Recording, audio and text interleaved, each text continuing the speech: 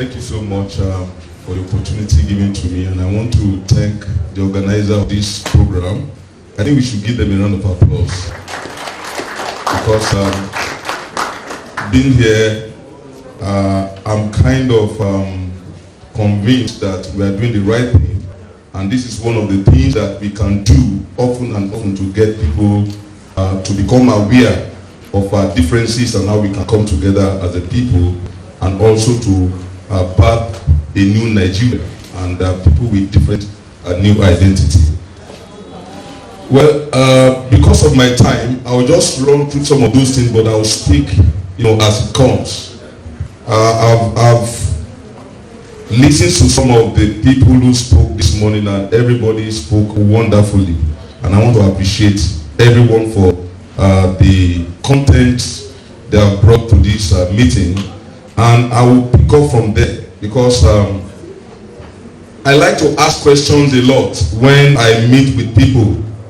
And I'll be asking us some questions that will provoke us to deep thinking, because we are here for something very, very, very crucial. And what we take away from here today, right, will define how we begin to live our lives. And I want to see that opportunity to make some, comments and pass some information across to us that can really affect our mentality.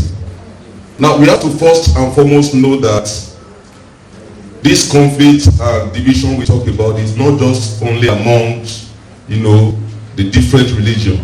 Like someone have mentioned, that even among the Muslims themselves and the Christians themselves, and then even the traditionalists or their ancestral worshippers, they have divisions among them.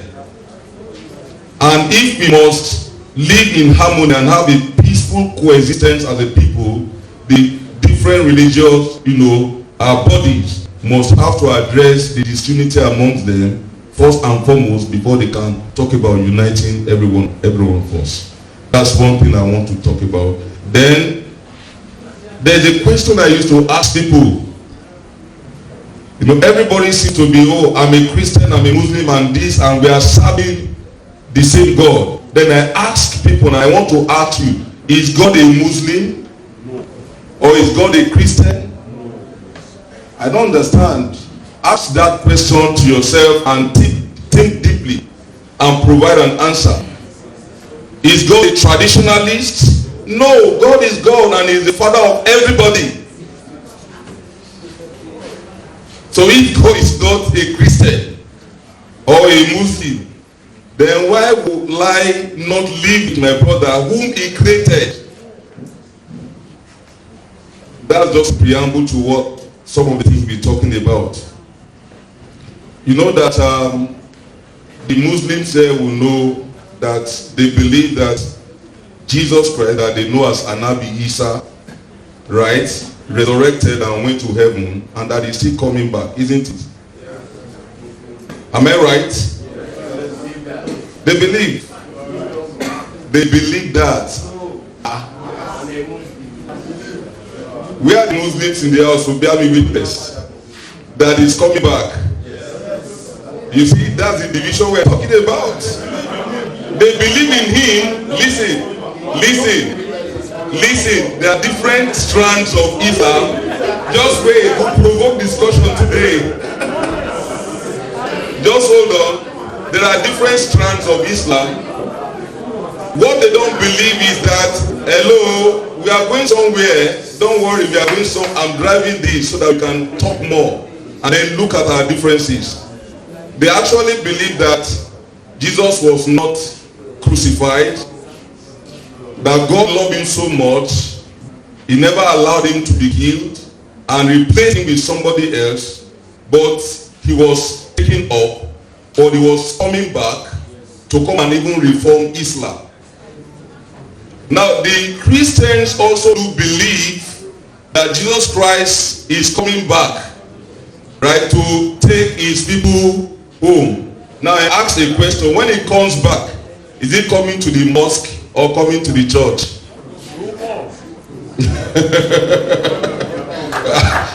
I don't know. Is he coming to the mosque or is he coming to the church to take who? Now, listen to this. Now, this is one of the reasons why we have crises all over the world today. Because they believe that Jesus Christ is coming back.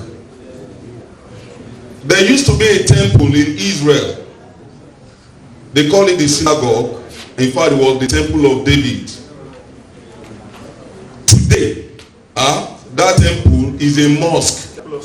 Yes, the temple of Solomon is now called the Dome of the Rock. Is a mosque because they believe that when he comes by prophecy that is going to arrive at that very spot. So that's why some people today, some Muslims, when they go to Mecca, right, sometimes they want to go to Jerusalem and they become Halaji Kudus. Is that not? Now, you see, how is that the reality today? How is that a reality today? I don't want to, you can share this slide with people later on, but let's speak at issues as they come.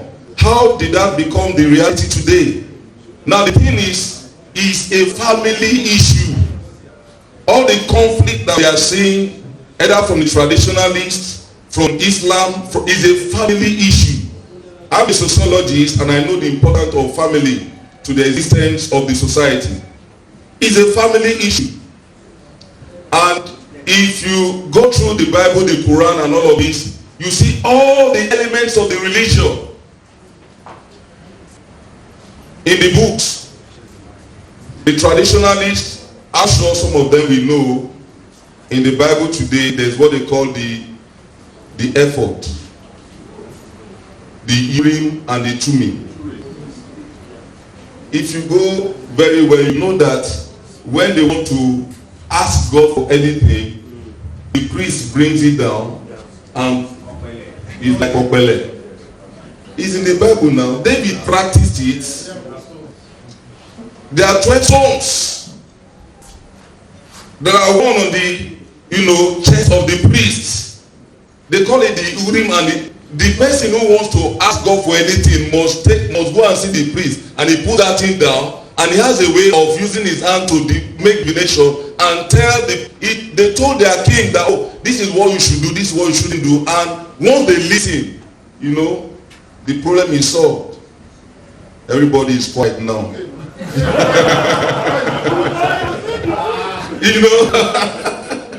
So in Islam,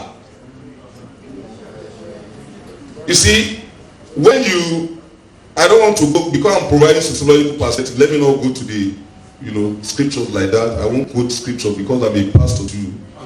Yes, I'm a pastor.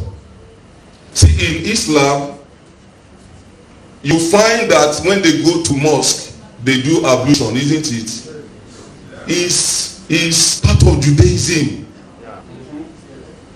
Recall that when Jesus Christ was going to do his first miracle in the marriage of Cana of Galilee, he did miracles. There were, pots. They were at the entrance of the temple, and he asked you those pots were made for ablution. Yes, it's ceremonial cleaning. Before anybody can come to the synagogue to do anything, he has to wash his hands, wash his legs, before he can go in and do all of those things. This is Judaism. So we find elements of Judaism even in Islam. As they go and bow and face the east. Is that not in the Bible? Daniel did that. That he will open the windows of his, and he will face Jerusalem, the east, and he will pray all the time. And then they used to bow. All of that elements are in the Bible. But going back to the question I asked, how did we get to this conflict issue? The family thing. It's a family thing. Polygamy most times can cause wahala. Many of us who are from polygamous home today, I am from a polygamous home. Many of us who are from polygamous home today, if you cast your mind back to the relationship existing between your half sibling and the rest of that, you now know what I'm talking about. Just early this year, I happened to travel back home to meet one of my half brothers. I saw him last, that should be like 25 years ago.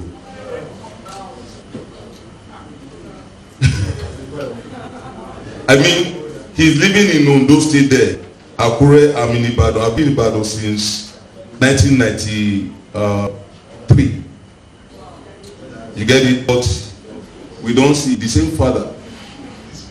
Now you may be saying, and reacting like that. Many of us, right from polygamous background, in these settings that we speak, we have conflict with our brother.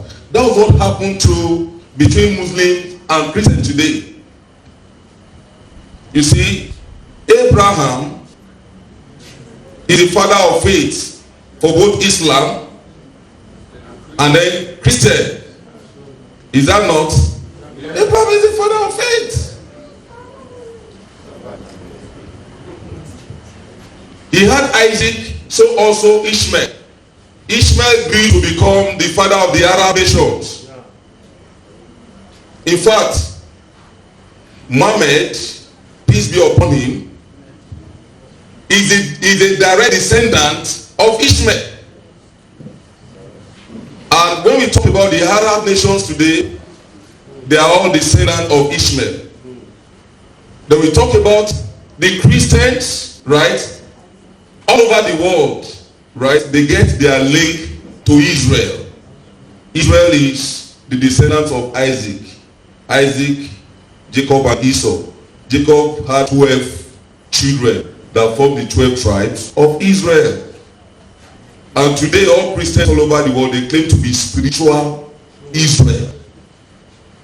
So now when there was crisis in the house, Ishmael and Isaac were together and they were growing. And then there was this jealousy and contention that, inheritance. Every one of us want to inherit the kingdom of God. Inheritance. Then the woman thought that, this one is not really the real son or the son of a bastard. You have to drive him away from the house. She told the husband. And the husband felt like, how can I drive my first son, Ishmael? But that was what happened. Ishmael was driven away from the house and he left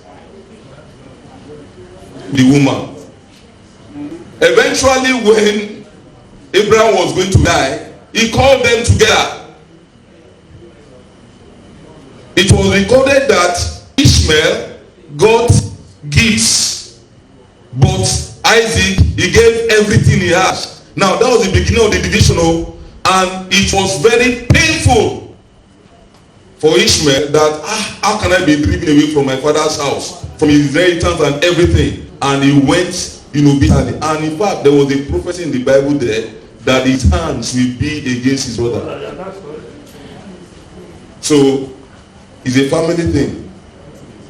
That division started from there.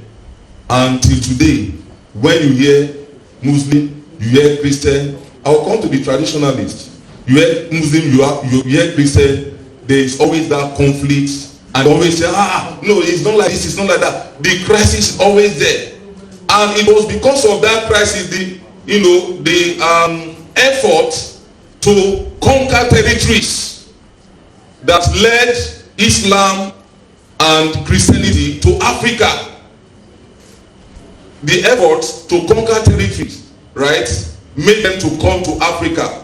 In the middle of 14th century, the northern part and the southern part began to receive, visitors who brought traders, who brought, Islamic, tenets to North, to Kano and to Katsina and all of those places like Daura. They started, telling them the things they should do. And they started, because of what they had, to destroy their traditional religion. Those are the effects and the consequences. They began to give them several identities. That is why today when you see that in those days people used to bear some names like Ogun something. I used to have a student or a friend there, he says it's Ogun Dinwi. But these days nobody wants to identify with that name again. It didn't start today. When the missionaries came, when the jihadists came, they started jettisoning their names and they started bearing Jeremiah, Isaiah. They started bearing all those things, Ibrahim. They started bearing Abraham. And they took pride in that. Now, you see, the danger in that was that we destroy our identity. What really is us, and the truth of the matter is, you can never attain any peace anywhere without your own self-identity. When you lose your identity, you lose everything. That was the beginning of our own problem here. Now, because of that incursion of religious, activities, we lost our own identity. Now we began to value things that came from abroad than the things that we have. Sometimes I used to pity myself. I'm serious. In every way. Yes. Let's even assume that we have those things that we have had them. We have, Christianity. We have Islam. We have ancestral worship.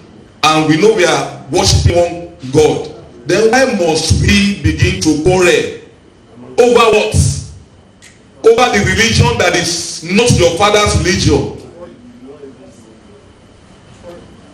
Somebody will go to church and he's preaching, he's wearing suit like me like this, and he's feeling like, in some churches they just feel like if you don't wear suit, nonsense. Like if you don't wear suit, you are not a preacher. You are not at all. And you have to preach, in this Western style.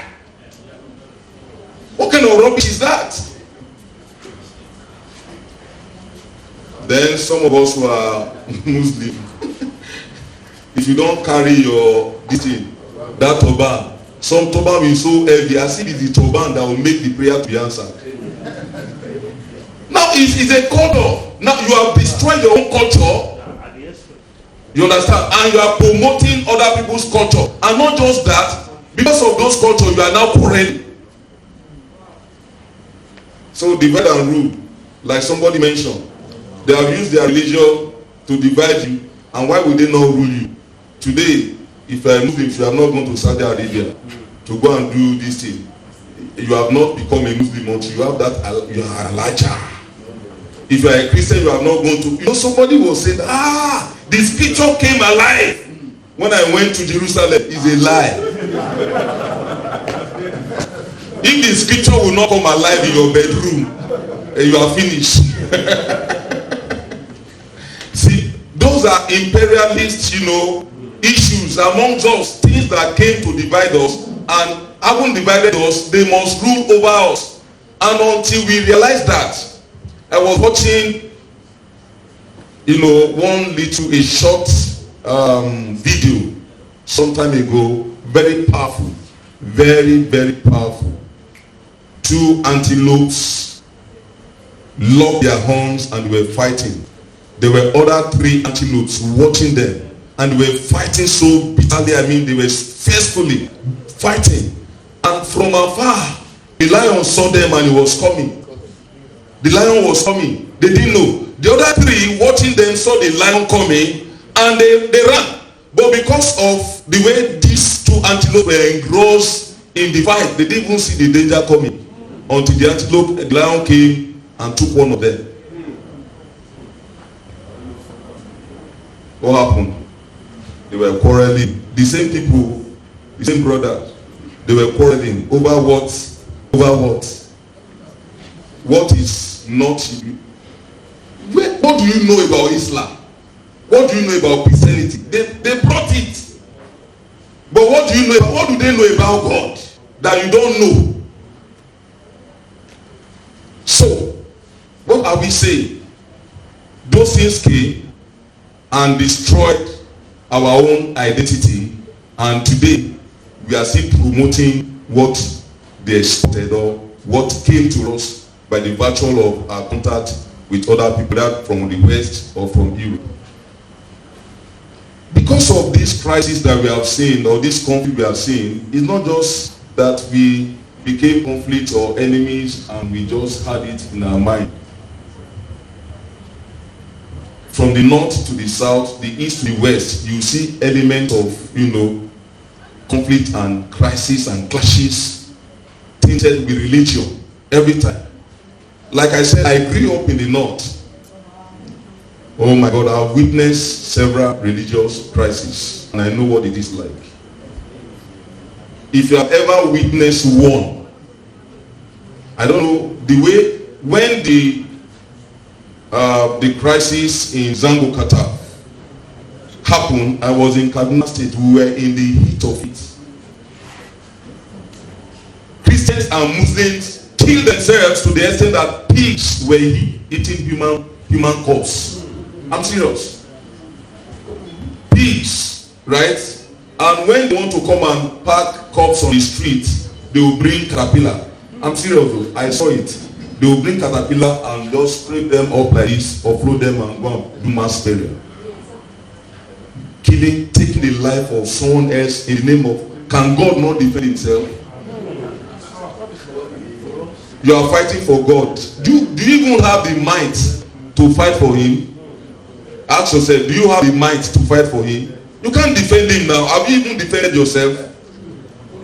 Whether Christian or Muslim or traditional, you can't defend yourself. So you can't fight for him. They killed so many people. I saw it with my own eyes.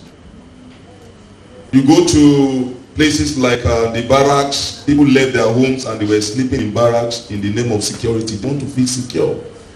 ND at that time, the field, open field, people besieged that place because they were running, for their lives. They don't want to be killed. What happened? Because somebody in a place, they say Fulani people came and ate their what? They ate their crops. And because they ate their crops, they didn't say anything, they just waited. Oh, you ate our crops, no problem.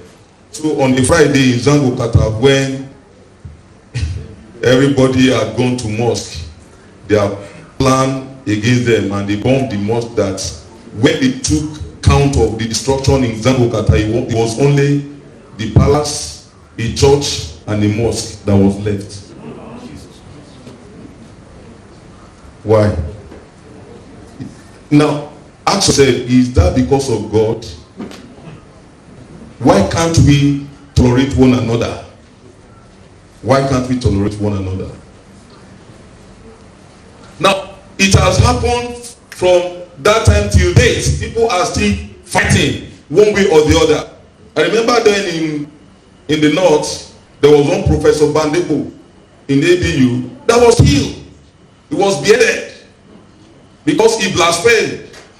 This is somebody that very, very skillful in the sciences, that Nigeria could feel like, oh, let's even sponsor this man to do some atomic whatever. He was beheaded. Then Christians too have a way of doing their retaliation. I remember one of those days in the north when they were doing all of that. What happened? In a church, they say, okay, bring all your weapons to church. We will anoint it. I'm serious.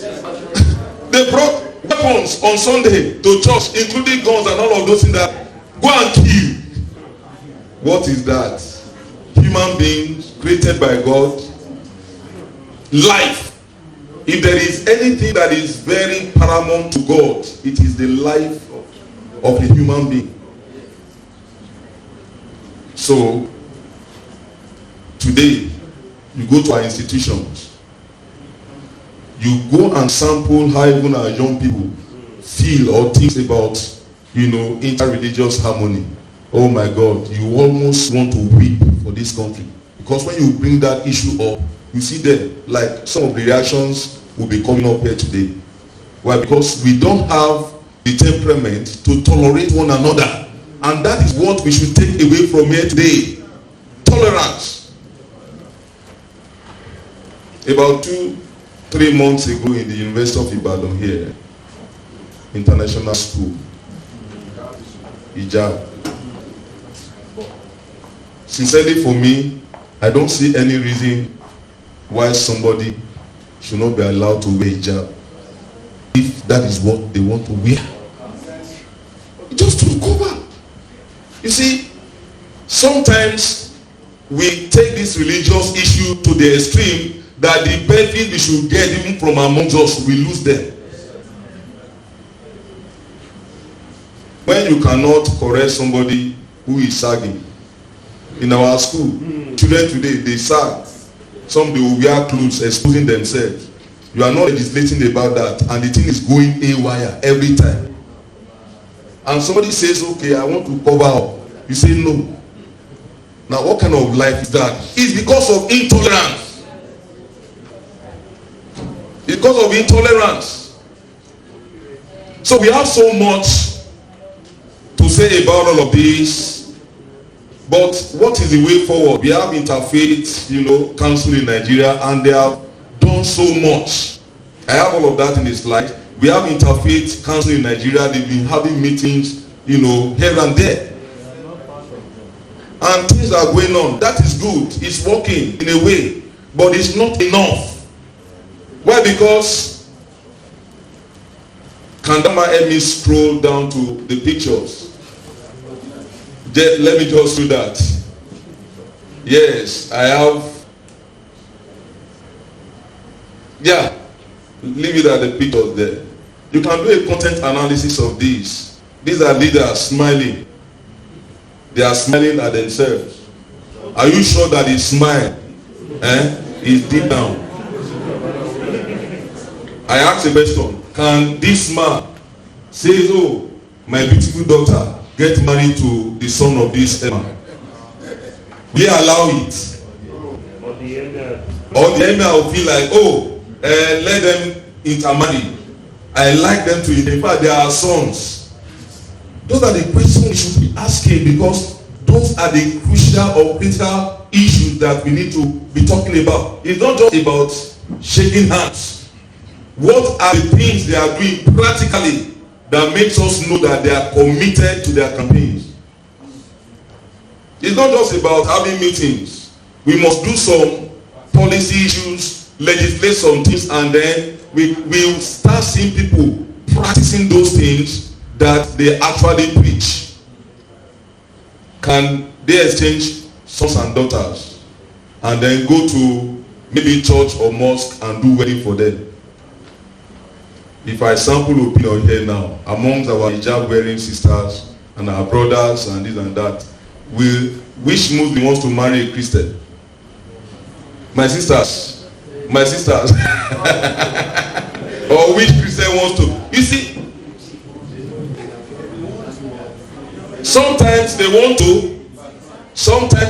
to, but the parents will say no. Let me tell you a small story, a short story. Let me tell you a short story. I told you I grew up in the north, in Kaduna State to be precise. During one of the crises, you know what happened? I used to have a friend called Umar. We were very close. We used to, and very brilliant guy. He's spoken English perfect. It's not this, he could speak, and we used to write in those days, for pen pals abroad, and we used to exchange pen pals and all of those things. So on the assembly, they will bring mails, parcels for us and deliver it. Others just be looking at this guy, where are they getting all these mails from? So we're very close.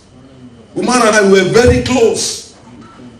When the crisis happened in Kaduna State and it was progressing, one day Umar just called me and said, David, that we cannot continue to be friends again. I'm serious. Now he was being honest. He was being honest that reality now, we cannot continue to be friends again, because even if they see him working with me, he will be killed. So we cannot continue to be friends again. That please, let's do your own thing. Don't just greet me again. And painfully, the two of us, we separated. I don't know where Umar is till today. What happened? Because he was taught that way. Now, for him, he would have loved to continue with his friendship. But because he was taught, what do we teach our young ones in church, in mosque, amongst our traditionalists? What do we teach them? What do we teach them? I say it's a family issue. What do we teach them? How do we socialize them? Even among pastors. You know, your child wants to, never. So we need to, like I was saying, we need to make this thing to go deep. Deeper than it has been. So that every one of us, this kind of workshops and conferences must, continue. So that it continues to build up, and then we can have resolution. I believe that as we live here today, maybe there should be resolution. That as I go, okay, this is one thing I am going to take away from here, and I'm committing myself to applying it wherever I go. Maybe among the far priests, when you meet them, how will you treat them? I used to tell people, if you invite me to the mosque, I go. One of my friends, Liadi, was surprised one day when he was doing this ulama, whatever, Toban. Yes, in my 200 level as an undergraduate, I went. He was shocked when he saw me. I used to carry Bible and preach in school, but I went there. I traced his family house on that day. I went there. He saw me. He was shocked. Till today, we are still very close. And to tell you the truth, some of the greatest favor I've ever gotten in my life are from Muslims. So we must ensure that we teach people the right values, we inculcate the right values into them. Now let's move on. I want to show you some few things. These are some of the pictures. Let's move on. Move on. Perhaps, yeah, just here. These are symbols. Well, apology to our ancestral worshippers. When I was doing this, I never had them in mind. There is something we call symbolic interactionism as a theory in sociology, that people relate with symbols, and based on their understanding of those symbols, they behave. Based on their understanding of those symbols, that is how they behave. For instance, when you say a man, right? A man is different from a male. Is that not true? You know that? A man is different from a male. A woman is different from a mother. Somebody can be a woman and she's not a mother. Not because she didn't give birth. When you say somebody is a mother, like our women, mothers say abiyamo to talk. A woman can be married and yet not be a wife to a man. So a man can be married to a woman and yet he's not a man, although he has all the male features. That is symbolic interactionism. You are looking at the meaning of symbols. What does a man stand for? What does he stand for? If, for instance, I have this like a pendant and I'm putting it on, does it pass any message across to people?